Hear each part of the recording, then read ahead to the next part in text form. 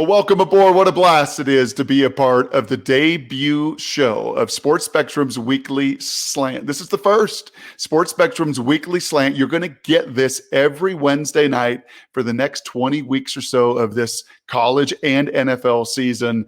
And I love being a part of this. I get a chance to lead it, as will Jason Romano, as will Jade McCarthy over the course of the next 4 to 5 months. And really, it's not a chance for us to host it or us to lead it. It's really to be a part of what the Lord is doing through this show. You're going to have incredible guests over the course of the season. It's going to air every single Wednesday night. In fact, you're going to get a 2-time Super Bowl champ to kick it all off this season. So can't wait to be a part of it. It airs every Wednesday night. You get a chance to catch up with athletes, with coaches, with players that really understand that this faith that we have, this love for Jesus, and this platform for sports, they can come together, and they're going to do so each and every week with this show. You also get a chance. And at 45, I don't mind doing this, putting my readers on. 10 years ago, I may have had a problem with it, not anymore, because you're going to get a chance to subscribe to the Sports Spectrum magazine. If you act right now, in fact, using the code SLANT20, you're going to get 20% off a 1 or 2-year subscription. That's a 20% deal, only good for those of you right now watching this show. You can subscribe to Sports Spectrum's magazine at our website, sportspectrum.com. And I got a little special look at that one, to kick off the football season. There he is, a multiple champion himself. Dabo Sweeney's on the cover. I was just showing this to my little guy Titus today. He was doing some reading after school. I said, hey, buddy, you got to check out this magazine. Amazing. Some amazing Malik Willis, quarterback at Liberty. His stories documented in there, Dabo's stories in there. So your chance to get that magazine 20% off if you subscribe today. So an absolute blast is the magazine. This show will be terrific over the course of the year. And I can't think of a better guy to kick off our debut episode than a 2-time champ. Someone that I knew personally with the Indianapolis Colts in the early 2000s. Clyde Christensen's been coaching for over 40 years, 16 years on the college front. He was joined at the hip with Tony Dungy when they began the journey in Tampa Bay the first time around, before he went to Indianapolis, before he helped lead with Tony Dungy, Peyton Manning, to that Super Bowl championship in 2006. And you know what? Just to continue coaching, he decided to jump aboard Bruce Arians' train. They coached together at Temple University. They came back together with the opportunity to coach, well, the game's greatest in Tom Brady. And all they did was win a Super Bowl at Tom's 43rd birthday, or age 43 last year. So Clyde Christensen, just a joy, just a gem, about as humble as they come, and an absolute blast to be a part of our debut episode. So here was me catching up with Coach Christensen on the precipice of the NFL season beginning.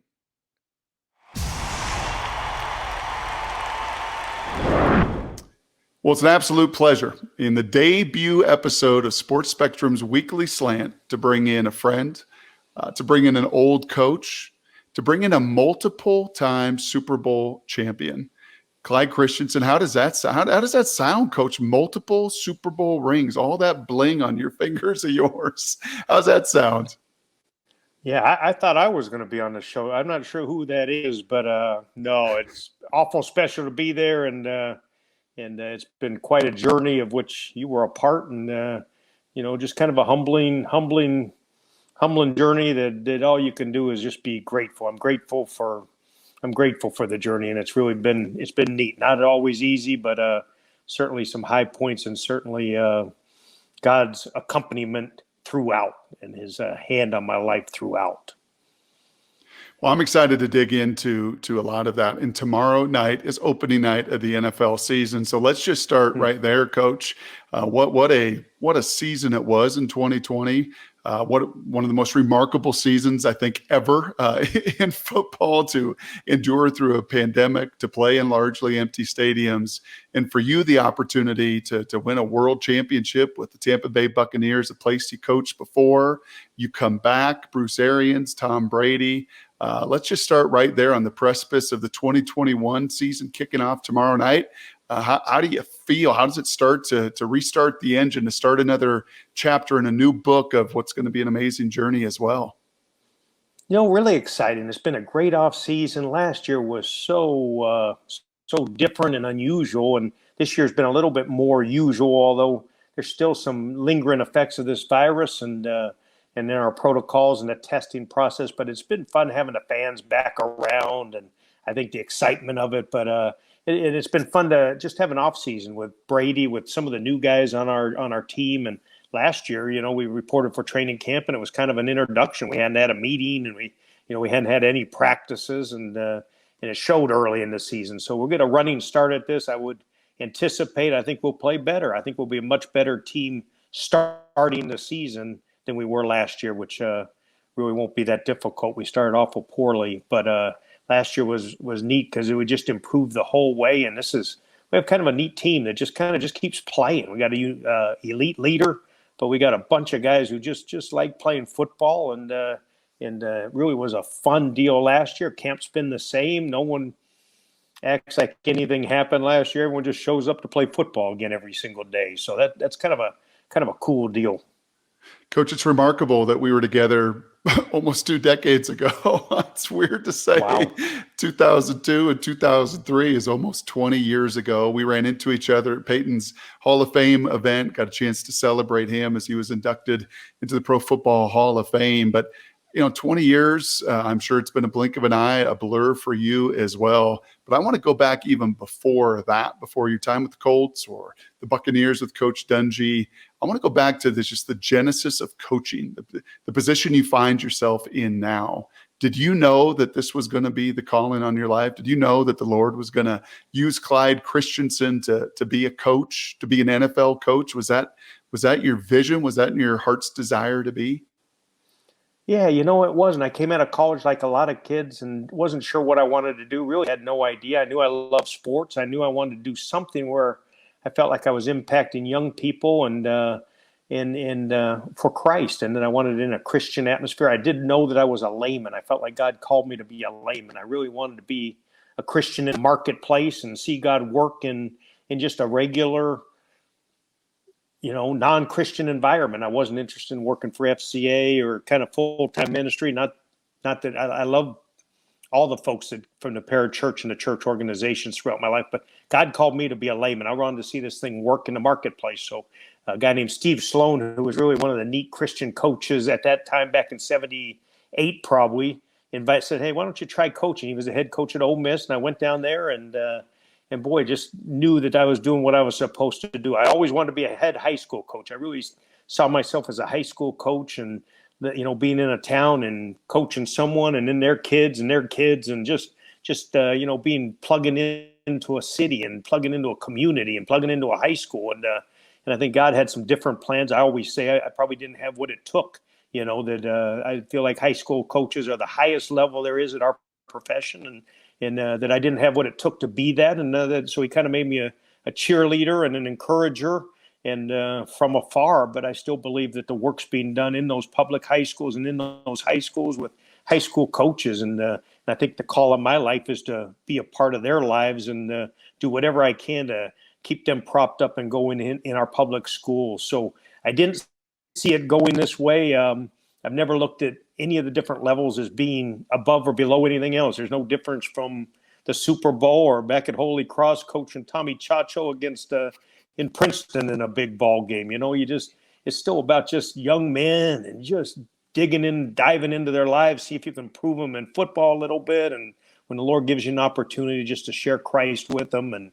try and motto out that, this Christian life, while challenging and hard, is so rewarding, and that Christ is the prize, right? That the prize isn't a Super Bowl or a MAC championship or a high school state championship. The prize is Christ, and then the rest is what we do. And so I didn't see it going this way.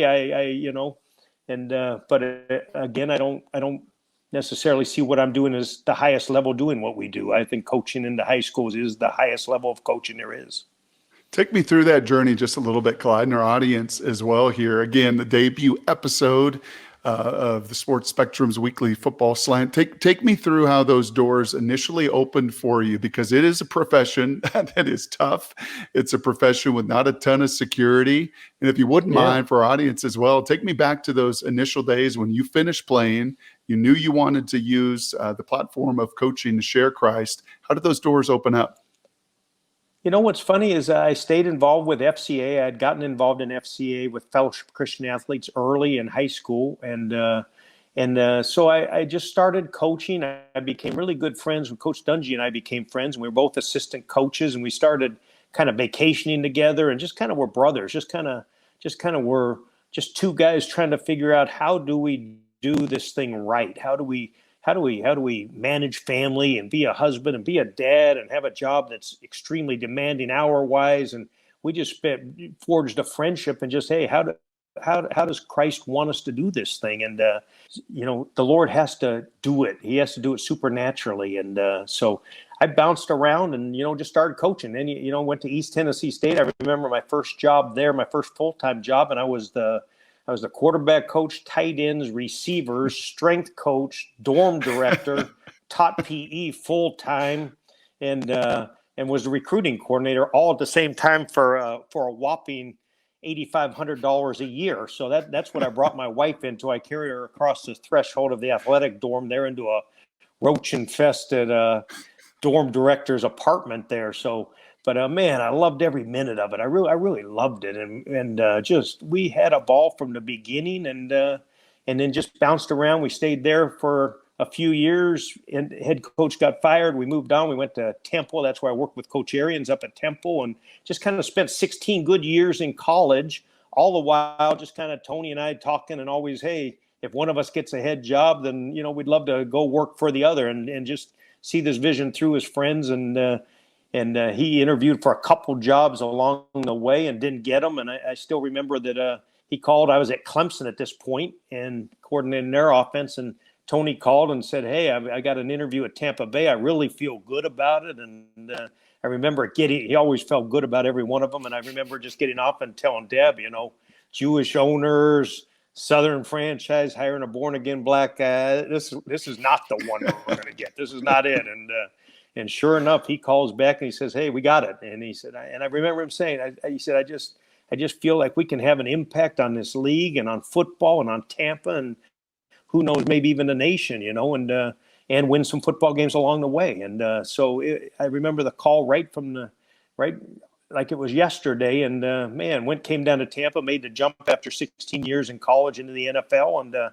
And we had a blast. And this thing turned here in Tampa, and we won a bunch of games, but ended up getting relieved of our jobs and moved to Indianapolis, where I met you, and stayed there a few years, 14 or 15 years. So the Lord's kind of guided it. It's kind of been one of those that one of the great things about coaching, one of the hard things and great things, is that it keeps you on your knees and you're just dependent on Him. So much of it feels out of control, and He just kind of directs. You make your plans, as He says in Proverbs, but He directs the paths, and that's kind of been the case. You kind of have these visions of what you really want to do, and then He takes those and funnels them into something even better, so that's been my journey, and it's been great. I think probably 42 or 3 years, which is hard to believe in coaching, and wow. Feels like yesterday we were at East Tennessee State and just coaching our tails off. And I remember we met with one of our players there. I think that was in '79 maybe. And we used to, at the dorm, Deb would cook a full-blown breakfast of about 10 hot things. And you had to sit through the 15-minute Bible study that I gave to get the breakfast. So, but we saw a guy last month that came by and he says, hey, man, I just remember that. I remember those breakfasts and those Bible studies. And he became a pastor. And, it's interesting. You just throw down seed everywhere you go, and you just try and care about people and do what God calls you to do. And it's just been a blessed time. And I don't have an explanation for any of it. It's been wild and woolly and some hurtful situations at times, and some lonely times, and some high points, but all kind of part of the journey.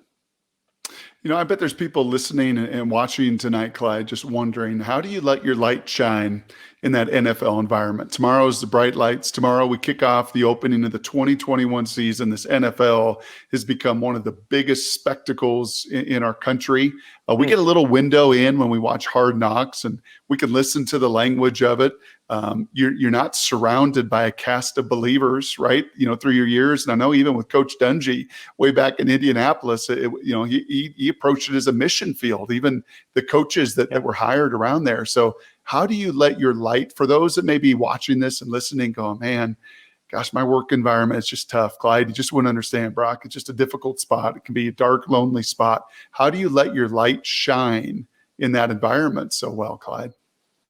Yeah, for me, it's been that you do have the answer. You have the answer to the question, and people are searching. I think it's almost become easier. It takes a boldness to it, and just kind of taking a stand and just decide, But nowadays, if you're not a cusser, drinker, grab them, throw them around, you stand out already, and people looking, this guy's a little bit different from your average coach. I say all the time that I work a lot of hours at football, which is not really what I care about as much, just for a ride on the back of the bus with somebody, or a walk, or a conversation, or a chance to just minister and just look for opportunities. So I just kind of, I try and be available. I try and stay in my word. I just try and, God says He puts a light in our heart, and then He puts it in a vessel of clay. And I kind of look at it that way, that, that we do have Christ living inside of us, and just to make sure that my relationship with Him is right, and then just let it shine. That I think there's a lot of us Christians who just don't have a joy about us that makes it unattractive. And the Christian life is attractive. It's not easy, but it's attractive, and that Christ is attractive, and Christ in man is an attraction. And so I've tried to just make sure that my life is in line, and that the joy is sincere and authentic, and that then it's contagious, But if I'm moping around and worrying about myself, and worrying that, this isn't happening, or this isn't fair, and all those, then all of a sudden you just look like the rest of the world. So I spend a lot of time in the mornings just making sure that I'm right with the Lord in my own personal life. And then I pray.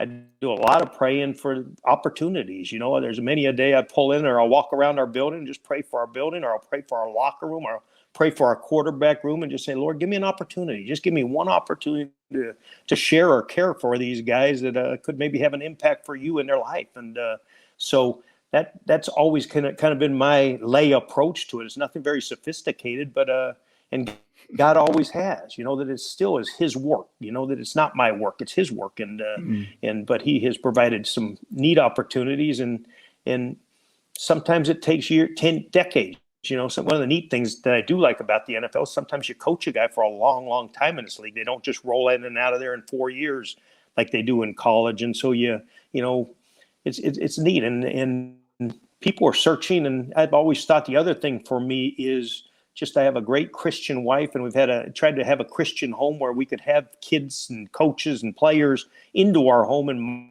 model out, hey, this is what a Christian home looks like. This is how you care for kids. This is how you raise kids. This is a marriage. This is not that ours is perfect, because it certainly is not, but there's certainly the banner over our house is Christ, and just bringing people into it. And I think a lot of people have never seen a Christian home, never been in a Christian home, never participated in it. And, there's many a day where we'll get the board games out and the kids are hanging all over the players. And so from day one, I think just using our home as a part of that ministry, and using the home as a way, probably my greatest asset other than the Holy Spirit's my wife, Deb, and she has the gift of hospitality, and she cooks it up, and we sit and usually, so it's been neat, and nothing special by me, but the Lord's opened many a door to just share and throw down some seed.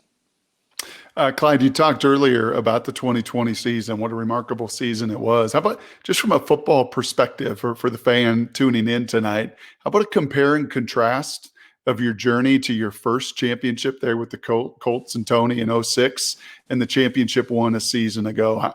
How were those similar? How was Clyde Christensen similar and different in those two journeys?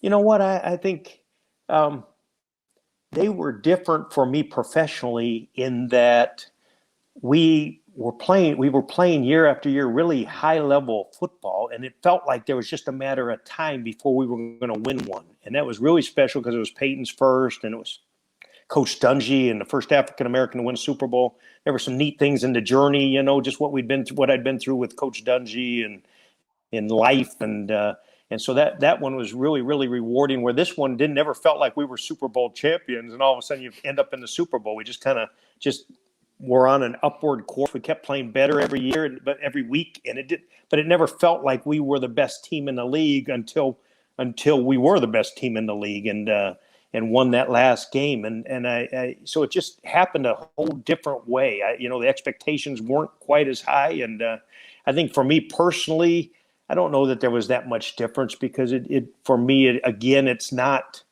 that it's. I've shared all off season that, it's really not about the Super Bowl trophies or rings. It's, for me, about 2 Timothy 4:8, the crown that Christ will give to those who remain faithful and stay the course. In the end will receive the crown of righteousness given by the righteous judge himself, Christ. And so it's always, for me, been about that crown, and much more than it is about one year's trophies or this and that. Some of the more rewarding years have been, when Peyton was hurt and the team that went 2-14 and hung together. That was one of my most rewarding times as a football coach. So more than wins and losses, it's just, how did I do chasing the crown, chasing the crown that will be given for eternity, for working on things that are eternal. And so, they didn't feel that much different football wise for me personally. You just go throw yourself into it and coach your tail off. And some years it works out and some years it doesn't, but it kind of doesn't change what you're called to do. How about a couple decades in this league, and 2 of your quarterbacks are Peyton Manning and Tom Brady? How did he make that work? Was that a lot of answered prayer? And maybe just a little compare and contrast with those two incredible players. Yeah, no, I would say that, God knew my limitations as a coach, so he just gave me good players to be around, so to hide my limitations. But it really has been a blast. I love those high performers because, I've shared before, I think even on this show, that you kind of, I like coaching thoroughbreds, and just when you coach thoroughbreds, you're going to get kicked, you're going to get bit a couple times, but my job is just, hey, just keep them calm and be a support. You have people who look at, Tom Brady or Peyton Manning and say, gosh, if I had that bank account or if I had that hand, so to speak, that, I do think that those guys, like all men, have lonely spots, and we all need someone who just kind of cares about us. And so I've always seen coaching quarterbacks as a position where you just kind of are a refuge, a place where, hey, it's safe. It's, that we can sit down and talk, and that they got a guy who knows, who they know cares about them, who they know isn't in it for anything they can get out of them, but just there to see, just to be a part and to care about them. And we, I love the coaching of them just because they're driven guys. Like everyone kind of sees it opposite. Everyone says, oh, shoot, these guys already, but these are driven. They want to find, hey, how do I improve 1%? And that's a challenge as a coach. That's a great challenge as a coach. It's not always easy. And some guys you can take and they can improve 50%, in a year. These guys have already, these guys are awful good when you start, and then so you're looking, hey, how do we find 2% improvement in something? What are the areas we can work on? And so that's a great fun as a coach. And then they're so driven to find that extra 1%. They have no complacency whatsoever. Neither of those two. I mean, from their snap count to taking center quarterback exchange to stuff you would say, why are they still practicing and working hard at that? You got that when you were in 8th grade. These guys work hard at everything. And when they walk in the building, they come in hungry. Hey, how am I going to get better today? And Tom's, Brady's 44, and I'll always say, hey, why don't I just come out a little late for individual? You don't need the whole 20 minutes of individual. Take a little, and you go, why would I do that? I'm improving, I'm not interested in, I'm improving. I'm getting better right now. And that's just kind of their mentality that they, so they are really, they're great to coach because they just are so driven. And I think a lot of the other our average position aren't as driven as that. And there's a reason that they're as good as they are at what they do, and have risen so high and done it for so many years in a row. A lot of guys do it for 1 year. But for these guys, just to watch them do it for a decade or 2 decades in Tom's case, and just keep doing it. That's what's amazing to me, that you can remain hungry. They don't get bored. They don't get, distracted. They come in there with big eyes ready to work every single day that I've been around these guys. And you saw Peyton. You were in the room with Peyton. And, there's just no relaxing and saying, hey, I've won 5 MVPs. what do we really need to do center quarterback exchange? Yeah, we do. He thinks he can get away from center better, and he thinks he can improve his snap count, and and he wants to work with the other center in case something happens. So his mind's always ticking, and so these guys have been a great pleasure to be around as men and as football players. And by the way, Clyde, it's not changed. He reaches out to me with 7-on-7 plays for his flag football team with Marshall, and the attention to detail on the notes and routes. I said, Peyton, I don't think the 9-year-olds are going to be able to, get that split every time and know every one of these concepts. But God bless you for trying. Hey, last two things, Clyde, as we're Peyton, go ahead. Peyton did call me today, and he said, I need 5 trick plays. I need them in detail, and so it does never change, and I do still work for him in many, many ways. So that's one of the great joys of this thing. That's really fun. I had a chance to go out this off season and actually work with his nephew and his son Marshall, who's 9, and just had a blast. We were out there throwing that ball around and had an absolutely great time. So that's what's so rewarding about our profession. The football's okay. The football's fun, but the depth of these relationships and the years and watching them now, when we first went with Peyton, he was, single, and, now to have his kids and to go out there and watch him be a dad and a husband and retired and in the community and doing all these different, is really cool, really, really fun to watch. And I get as much joy out of that as I do watching them complete a third and long or take us on a 2-minute drive. It's special. Hey, last two things, because you got to get to bed. You got a big game tomorrow night to kick off the NFL opening weekend and opening season. Last two things. Number one, what is the first play tomorrow night, if you're willing to share with the millions watching? And number two, more importantly, how can those that take this in tonight, Clyde, how can we pray for you in this journey, in this season, and everything that's to come for the 2021 Tampa Bay Buccaneers? Well, the answer to the first one, it hasn't been decided yet. So that one's still to be determined, probably in the morning. Tom was looking at a couple different plays, so we'll see what ends up coming out. So I honestly don't know that one. I'm not holding out on your audience there. But the answer to number two, as you pray for me, is our coaching staff's been studying Acts. We've been doing a study in Acts. And I think that how you could pray for me is just a boldness and a clarity. Just Acts is so full of just a boldness about talking about Christ, a boldness and a clarity that it's Christ crucified. It's not real fancy. It's the story. That's the nuts and bolts. And I think for me, it comes easy befriending people. It becomes easy talking about some of the old but just to talk about Jesus Christ and what he did for us, and pray for me that I'd have a boldness and that the Holy Spirit would go with me, but that I'd have a boldness just to share, just to open my mouth and share, and then watch what God did. Acts is full of just people opening their mouth, talking about Christ, and all of a sudden the next thing you know, a revival breaks out and God does his thing. But it kind of works in that order. We got to be faithful, and then all of a sudden here he comes, va-boom, and something that you never expected, bigger than you ever thought happens. And I'd love for that to happen on our team, in our locker room, in our city, in my life personally. And I'd love for that to happen this year. And you could just pray for that to happen for me this year, that those stories and Acts would come alive, and that I'd have a boldness inspired by the Holy Spirit and the Word of God, but to share Christ like I've never done it before. We will do it. Love you, Coach. Great to catch up for the second time in like 20 years. It was great to see you in Canton. It's so even better now. It's so good to see you. Have a great season, Clyde. I always have appreciated you, and I love when you're an impact player anywhere you go, whatever you do, you always impact people for the kingdom, and that's a high compliment, and I try and model myself after that also, just to have an impact wherever God puts me, like He has with you. That's our calling, brother. Thank you, Clyde. Blessings.